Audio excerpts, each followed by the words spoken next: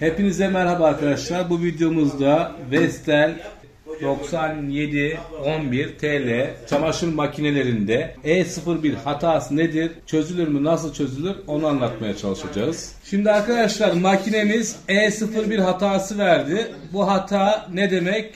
Kapak mesela kapanıyordur bu şekilde kapalı. Fakat switch'teki arıza yüzünden kapağın kapandığını kart algılayamaz ve makine başlamaz.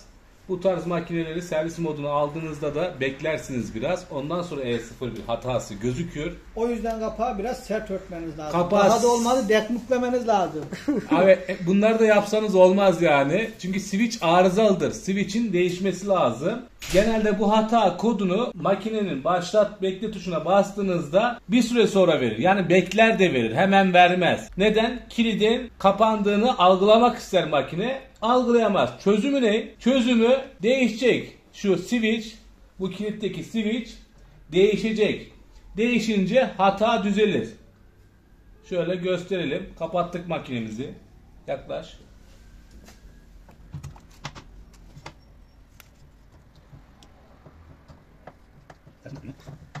Şu an kilidi taktık. Şuradan da itekleyeceğiz mandalını. Şimdi çalıştıralım makineyi. Bakalım düzelecek mi?